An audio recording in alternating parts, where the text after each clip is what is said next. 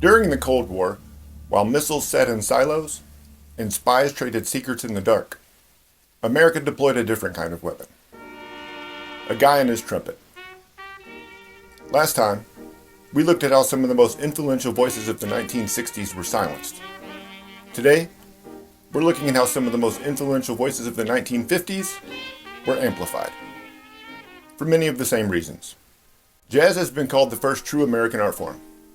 Not borrowed, not inherited. Created here. Forged out of contradiction, improvisation, and survival. Which makes what happened next even more complicated. Jazz wasn't just popular, it was powerful. The Soviets could match us in classical music, they could match us in ballet. But jazz, that was uniquely ours. By the 1950s, artists like Louis Armstrong and Dizzy Gillespie weren't just musicians. They were some of the most recognizable Americans in the world. And in many cases, they were among the first black Americans white audiences embraced on that level. But that acceptance came with tension. Because while these artists were celebrated overseas, and even by white audiences at home, many black Americans were still living under segregation. And not everyone saw these musicians as heroes. Some saw them as performing a version of America that wasn't true for everyone. Some even used a word. Uncle Tom. Today that word is an insult. But originally, Uncle Tom was the hero of the story. Which tells you something about how meanings can change and how complicated this moment really was. And of course, Miles Davis had opinions. Because while Armstrong opened doors, Miles wasn't interested in walking through them. He wanted something else. Respect. We'll come back to Miles. I've got a whole semester of music history cooking. If that's something you want to see, let me know. And all this was happening at a very specific moment. Because by the 1950s, the world had split in two. On one side, the United States. On the other side, the Soviet Union. And while the weapons were real, this wasn't a war fought head on. It was a battle of ideas. And in a war like that, weapons don't always look like weapons. Because in a battle of ideas, perception matters. How people see you, what they believe about you, what your country represents. And in the 1950s, the United States had a problem. Because while it claimed to stand for freedom and democracy and opportunity, the rest of the world could see something else. Segregation, violence, and inequality. And the Soviet Union was more than happy to point it out. Over and over again. In newspapers, on the radio, through propaganda. Because if you could win the argument, you didn't have to fire a shot. And that's where the music came in. Because if you couldn't win with weapons, you might win with culture. This wasn't random. It was policy. Part of a broader effort to win hearts and minds without firing a shot. So the United States did something unusual. It sent musicians. Not soldiers, not politicians. Musicians. Jazz musicians. Through programs backed by the State Department. Artists like Louis Armstrong, Dizzy Gillespie, and Duke Ellington were sent across the world. To Africa, the Middle East, and Eastern Europe. Places where the future was still undecided. And in some of those places, what was happening on stage was only part of the story. Because in 1960, in the newly independent Congo, a man named Patrice Lumumba became prime minister. Young, charismatic, and outspoken. He was a symbol of what independence could look like.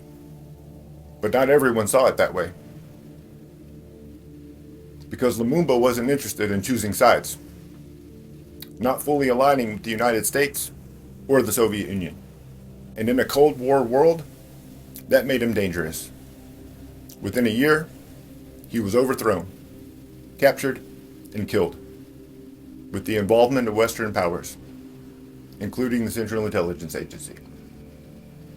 And while all that was happening, American musicians were still being sent across the world, playing the sound of freedom, which raises a different kind of question. Not just what America sounded like, but what it was actually doing. And in a lot of ways, it worked. Crowds showed up, people listened, connected, and in many places, these musicians were treated like heroes. Sometimes more respected abroad than they were at home, because you don't need to speak the same language to understand music. But underneath it all, there was still a question. Was this the full story? Or just the part America wanted the world to see?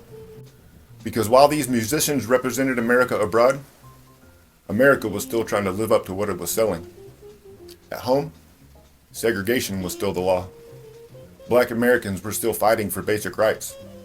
And the rest of the world could see it. In newspapers, on television, and in photographs of children being escorted to school by federal troops. And they asked a simple question. How can you sell freedom abroad when your own people don't have it?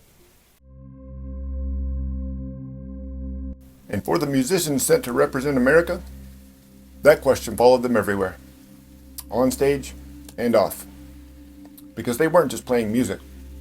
They were representing a country that didn't always represent them. And sooner or later, that contradiction got harder to ignore. Even for someone like Armstrong. For years, he'd been seen as the safe one. The smiling ambassador. The man who made America look good. But in 1957, during the Little Rock crisis, that changed. 9 black students, just trying to go to school. The governor, standing in the doorway to stop them, while the world watched. And this time, so did Armstrong. And what he said next shocked people. Because the man they thought would play along didn't. He spoke out, publicly, criticizing the president and calling out the government for dragging its feet on civil rights. At one point, he even canceled a Soviet tour. Because as he put it, how can I represent America when America won't represent my people? And just like that, the narrative shifted. Because now, the people sent to promote America's image were challenging it in public. And Armstrong wasn't the only one. Because once you see it, you can't unsee it. And once you say it, you can't take it back. Some artists walk the line, like Dizzy Gillespie. He understood the assignment. But he also knew the people he played for weren't naive. They asked about race, segregation, what America really looked like outside the concert hall. And Dizzy didn't lie. He talked about it, openly, which made him effective, but complicated. Because the truth doesn't sell as cleanly as a performance. And then there was Miles, who didn't care about selling anything. He wasn't interested in being an ambassador or being liked. He wanted respect. And if that made people uncomfortable, so be it. Because by the end of the 1950s, everything was changing. The music, the tone, the role of the artist. From representing America to questioning it. And in the years that followed, some would even go further, turning music itself into protest. And maybe that's the part they didn't expect. You could send musicians across the world, put them on stages, frame the story however you want. But you can't control what they hear, or what they see, or what they decide to say once the music stops. Because jazz was never about playing it safe. It was about improvisation, responding in the moment, telling the truth, even when it makes people uncomfortable. The tours worked, just not always how they were intended. And in the end, that might be the most American thing about it. Not the image it projected, but the questions it raised. Because during the Cold War, while missiles sat in silos and spies traded secrets in the dark, America set a different kind of weapon. A guy and his trumpet. And sometimes, that trumpet didn't just play for America. It spoke back to it. If you're still here, thank you. I've got lots of stories like these that our history books left out. Drop a like. Hit subscribe. Maybe share with someone else who wants to hear real stories like this. And welcome to the Underground Syllabus.